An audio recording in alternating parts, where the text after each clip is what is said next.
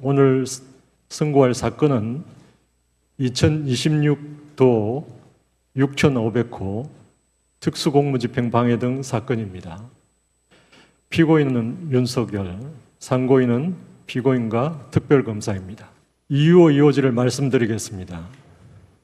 이 사건은 대한민국 제20대 대통령으로 재직하였던 피고인에 대한 특수공무집행 방해, 허위 공문서 작성, 허위 작성 공문서 행사, 대통령 기록물 관리에 관한 법률 위반, 공용 서류 손상, 직권 남용 권리 행사 방해, 대통령 등의 경호에 관한 법률 위반 교사, 범인 도피 교사 사건입니다. 원심은 공소사실 중 일부를 유죄로, 일부를 무죄로 판단하여 피고인에게 징역 7년을 선고하였습니다.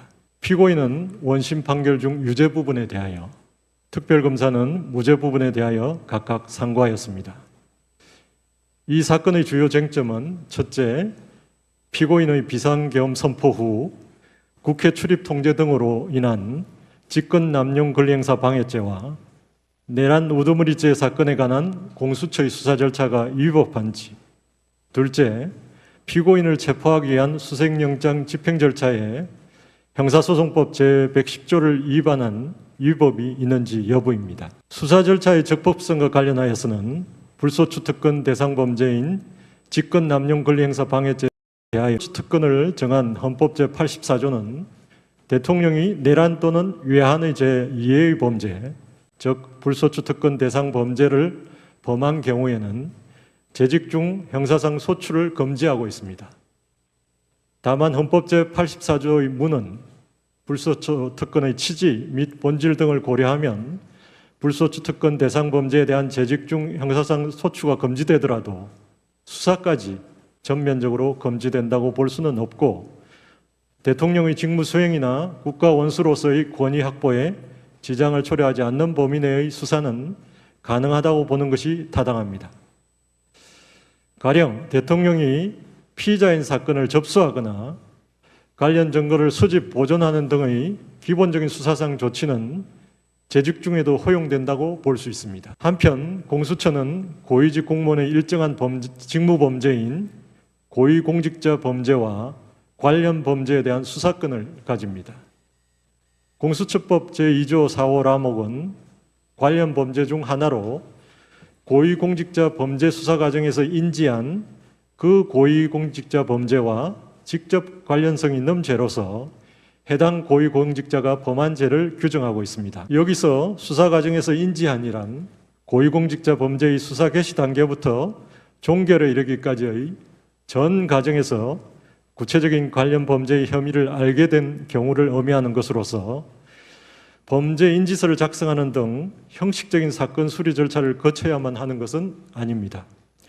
또한 직접이라고 하면 중간 행위나 다른 원인의 매개 없이 연결되는 것을 말하고, 관련성은 수사의 대상, 수사의 과정과 경위 등을 종합하여 구체적, 개별적 연관관계가 있는 경우를 말합니다. 이 사건에서 공수처는 피고인의 직권 남용 및 내란 혐의 사실이 기재된 고발장을 수리함으로써 직권 남용 권리 행사 방해죄에 대한 수사를 개시하는 한편, 내란 우두머리죄 혐의 또한 구체적으로 인식하여 이에 대한 수사도 개시하였습니다. 직권 남용 권리 행사 방해죄는 공수처법 제2조 3호 가목이 정한 고위공직자 범죄이므로 공수처는 이에 대한 수사권을 가집니다.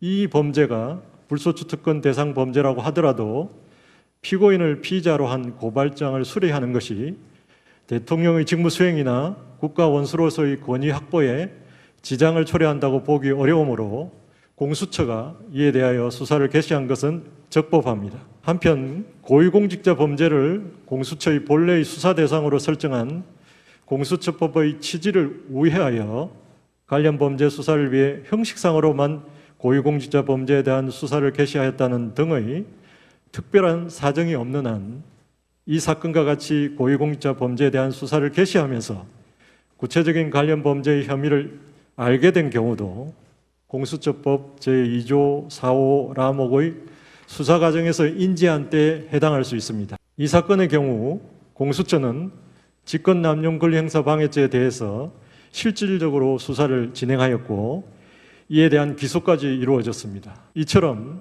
내란 우두머리죄 수사를 목적으로 형식상 직권남용 권리행사 방해죄 수사를 개시한 것에 불과하다고 보기 어렵기 때문에 수사 과정에서 인지한이라는 요건을 충족한다고 볼 수 있습니다. 나아가 피고인의 내란 우두머리죄는 직권남용 권리행사 방해죄와 배경이 되는 사실관계가 동일하고 증거도 상당 부분 중첩되므로 수사 과정에서 자연스럽게 드러날 수밖에 없고 중간 행위나 다른 원인의 매개 없이 서로 연결됩니다.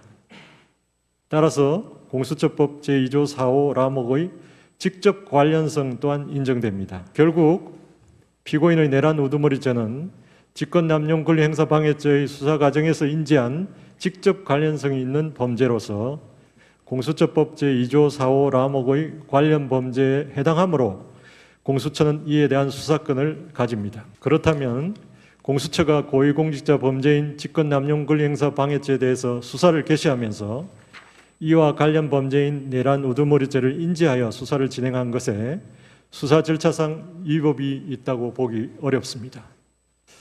원심은 같은 취지에서 공수처의 수사 절차가 적법하다고 판단하였습니다. 이러한 원심의 판단에 피고인이 상고이로 주장하는 법리 오해 등의 잘못이 없습니다. 다음으로 수색영장 집행 절차에 형사소송법 제110조를 위반한 위법이 있는지에 관하여 봅니다. 형사소송법 제110조는 제1항에서 군사상 비밀이 요구되는 장소에서의 압수수색에 관하여 그 장소의 책임자에게 승낙 권한을 부여하면서도 제2항에서 국가의 중대한 이익을 해하는 경우에 한하여 승낙을 거부할 수 있도록 규정하고 있습니다. 이는 압수수색을 통한 실체적 진실 발견의 요청과 군사상 비밀 보호의 필요성이 상충되는 상황에서 두 개의 법익의 조화를 도모하기 위해서 승낙 거부권의 형사 요건과 한계를 설정한 것으로 이해해야 합니다. 압수수색의 허용 여부가 책임자의 주관적 판단이나 재량에 따라 좌우되도록 한 것으로 볼 수는 없습니다. 위와 같은 규정의 내용 및 체계와 취지에 비추어 보면 형사소송법 제110조 2항의 국가의 중대한 이익을 해하는 경우란 국가의 안전보장, 국방통일 외교상의 이익, 헌법적 기본질서의 유지, 그 밖에 이에 준하는 국가 기능에 중대한 위험을 초래할 우려가 있는 경우를 의미하고 단순한 군사상 편의 등에 따른 추상적인 비공개 필요성은 이에 해당하지 않는다고 보는 것이 타당합니다. 나아가 그 장소의 책임자가 승낙을 거부하기 위해서는 영장 집행으로 인해 위와 같은 국가의 중대한 이익을 해할 우려가 있다는 점에 관한 구체적이고 객관적인 사유를 제시하여야 하고 거부 사유가 인정되지 않음에도 승낙을 거부하였다면 이는 적법하지 않습니다. 원심은 해당 장소의 책임자인 대통령 경호처장이 수색영장 집행에 대한 승낙을 거부하였더라도 그 거부 사유를 구체적으로 제시하지 않았고 또한 국가의 중대한 이익을 해할 우려가 있었다고 인정되지 않으므로 승낙 거부는 부적법하고 따라서 수색영장의 집행 절차가 적법하다고 판단하였습니다. 이러한 원심의 판단에 피고인이 상고 이유로 주장하는 법리 오해 등의 잘못이 없습니다. 그 밖에 피고인의 나머지 상고 이유와 특별검사의 상고 이유는 피고인이 일부 국무위원만 참석한 상태에서 비상계엄 선포 등에 관한 국무회의를 진행함으로써 참석하지 못한 국무위원들의 심의권 행사를 방해한 것인지 국무총리와 국방부 장관이 서명한 문서에 의해 비상계엄이 선포된 것처럼 허위의 비상계엄 선포문을 만들어 사용한 뒤 이를 폐기한 것인지 대통령 비서실 해외 홍보비서관으로 하여금 비상계엄 선포 직후 국회 출입을 통지하지 않았다는 내용의 허위의 공보자료를 작성하여 전파하게 하였는지 대통령 경호처 차장에게 군 사령관들의 비하폰 통화 기록을 삭제할 것을 지시하였는지 대통령 경호처 소속 공무원 등을 동원하여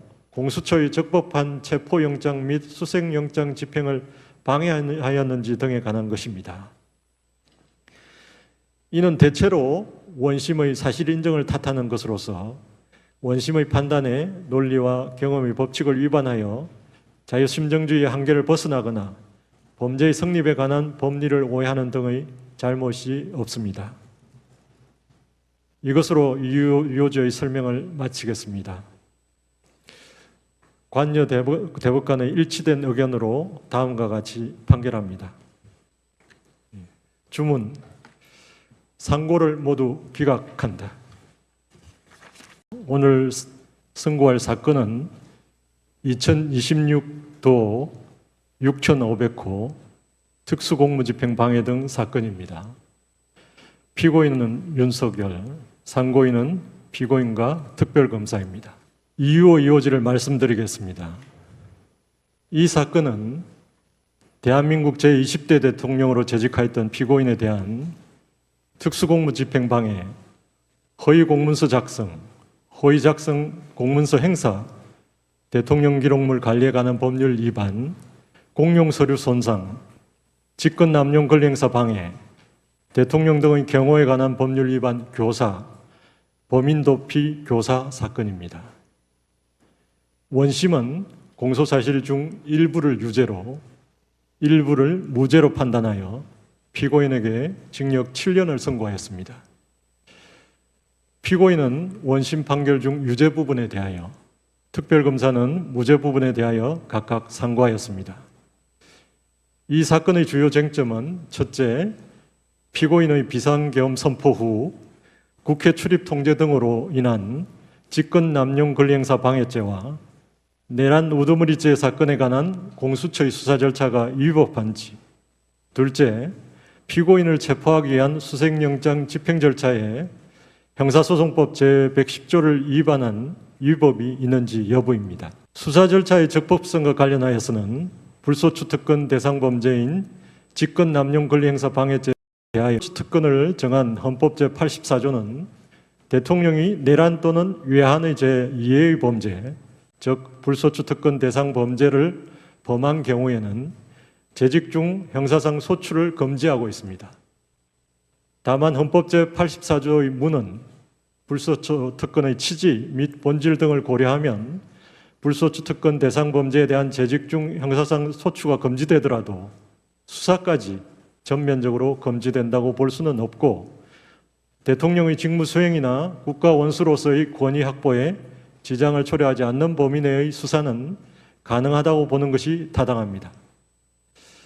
가령 대통령이 피의자인 사건을 접수하거나 관련 증거를 수집, 보존하는 등의 기본적인 수사상 조치는 재직 중에도 허용된다고 볼 수 있습니다. 한편 공수처는 고위직 공무원의 일정한 직무 범죄인 고위공직자 범죄와 관련 범죄에 대한 수사권을 가집니다.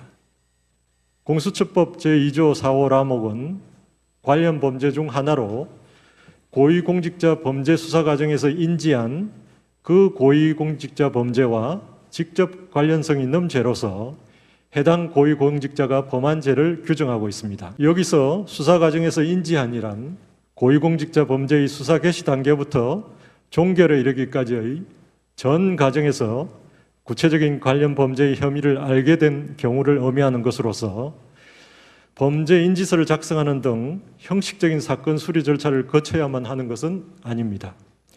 또한 직접이라고 하면 중간 행위나 다른 원인의 매개 없이 연결되는 것을 말하고, 관련성은 수사의 대상, 수사의 과정과 경위 등을 종합하여 구체적, 개별적 연관관계가 있는 경우를 말합니다. 이 사건에서 공수처는 피고인의 직권남용 및 내란 혐의 사실이 기재된 고발장을 수리함으로써 직권남용 권리행사 방해죄에 대한 수사를 개시하는 한편, 내란 우두머리죄 혐의 또한 구체적으로 인식하여 이에 대한 수사도 개시하였습니다. 직권남용 권리행사 방해죄는 공수처법 제2조 3호 가목이 정한 고위공직자 범죄이므로 공수처는 이에 대한 수사권을 가집니다. 이 범죄가 불소추 특권 대상 범죄라고 하더라도 피고인을 피의자로 한 고발장을 수리하는 것이 대통령의 직무 수행이나 국가 원수로서의 권위 확보에 지장을 초래한다고 보기 어려우므로 공수처가 이에 대하여 수사를 개시한 것은 적법합니다. 한편 고위공직자 범죄를 공수처의 본래의 수사 대상으로 설정한 공수처법의 취지를 우회하여 관련 범죄 수사를 위해 형식상으로만 고위공직자 범죄에 대한 수사를 개시하였다는 등의 특별한 사정이 없는 한 이 사건과 같이 고위공직자 범죄에 대한 수사를 개시하면서 구체적인 관련 범죄의 혐의를 알게 된 경우도 공수처법 제2조 4호 라목의 수사 과정에서 인지한 때에 해당할 수 있습니다. 이 사건의 경우 공수처는 직권남용 권리행사 방해죄에 대해서 실질적으로 수사를 진행하였고 이에 대한 기소까지 이루어졌습니다. 이처럼 내란 우두머리죄 수사를 목적으로 형식상 직권남용 권리행사 방해죄 수사를 개시한 것에 불과하다고 보기 어렵기 때문에 수사 과정에서 인지한이라는 요건을 충족한다고 볼 수 있습니다. 나아가 피고인의 내란 우두머리죄는 직권남용 권리행사 방해죄와 적용이 되는 사실관계가 동일하고 증거도 상당 부분 중첩되므로 수사 과정에서 자연스럽게 드러날 수밖에 없고 중간 행위나 다른 원인의 매개 없이 서로 연결됩니다.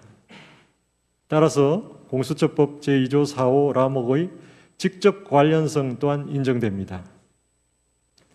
결국 피고인의 내란 우두머리죄는 직권남용 권리행사 방해죄의 수사 과정에서 인지한 직접 관련성이 있는 범죄로서 공수처법 제2조 4호 라목의 관련 범죄에 해당하므로 공수처는 이에 대한 수사권을 가집니다. 그렇다면 공수처가 고위공직자 범죄인 직권남용 권리행사 방해죄에 대해서 수사를 개시하면서 이와 관련 범죄인 내란 우두머리죄를 인지하여 수사를 진행한 것에 수사 절차상 위법이 있다고 보기 어렵습니다. 원심은 같은 취지에서 공수처의 수사 절차가 적법하다고 판단하였습니다. 이러한 원심의 판단에 피고인이 상고이로 주장하는 법리 오해 등의 잘못이 없습니다. 다음으로 수색영장 집행 절차에 형사소송법 제110조를 위반한 위법이 있는지에 관하여 봅니다. 형사소송법 제110조는 제1항에서 군사상 비밀이 요구되는 장소에서의 압수수색에 관하여 그 장소의 책임자에게 승낙 권한을 부여하면서도 제2항에서 국가의 중대한 이익을 해하는 경우에 한하여 승낙을 거부할 수 있도록 규정하고 있습니다. 이는 압수수색을 통한 실체적 진실 발견의 요청과 군사상 비밀 보호의 필요성이 상충되는 상황에서 두 개의 법익의 조화를 도모하기 위해서 승낙 거부권의 형사 요건과 한계를 설정한 것으로 이해해야 합니다. 압수수색의 허용 여부가 책임자의 주관적 판단이나 재량에 따라 좌우되도록 한 것으로 볼 수는 없습니다. 위와 같은 규정의 내용 및 체계와 취지에 비추어 보면 형사소송법 제110조 2항의 국가의 중대한 이익을 해하는 경우란 국가의 안전보장, 국방통일 외교상의 이익, 헌법적 기본질서의 유지, 그 밖에 이에 준하는 국가 기능에 중대한 위험을 초래할 우려가 있는 경우를 의미하고 단순한 군사상 편의 등에 따른 추상적인 비공개 필요성은 이에 해당하지 않는다고 보는 것이 타당합니다.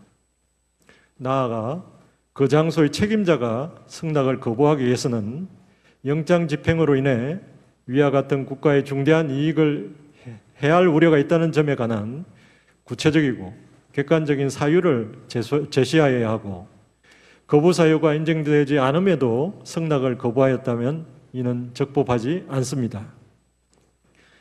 원심은 해당 장소의 책임자인 대통령 경호처장이 수색영장 집행에 대한 승낙을 거부하였더라도 그 거부 사유를 구체적으로 제시하지 않았고 또한 국가의 중대한 이익을 해할 우려가 있었다고 인정되지 않으므로 승낙 거부는 부적법하고 따라서 수색영장의 집행 절차가 적법하다고 판단하였습니다.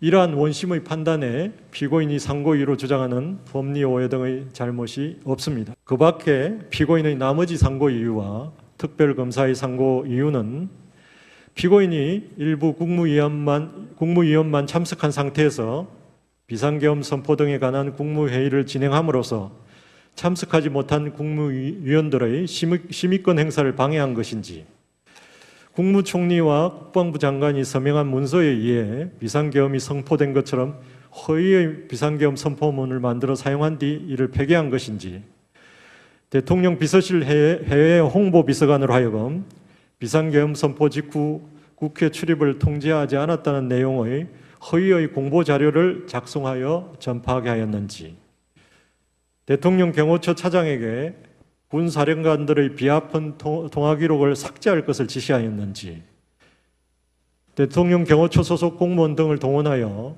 공수처의 적법한 체포영장 및 수색영장 집행을 방해하였는지 등에 관한 것입니다. 이는 대체로 원심의 사실 인정을 탓하는 것으로서 원심의 판단에 논리와 경험의 법칙을 위반하여 자유심정주의의 한계를 벗어나거나 범죄의 성립에 관한 법리를 오해하는 등의 잘못이 없습니다. 이것으로 유효주의 설명을 마치겠습니다. 관여 대법관의 일치된 의견으로 다음과 같이 판결합니다. 주문, 상고를 모두 기각한다.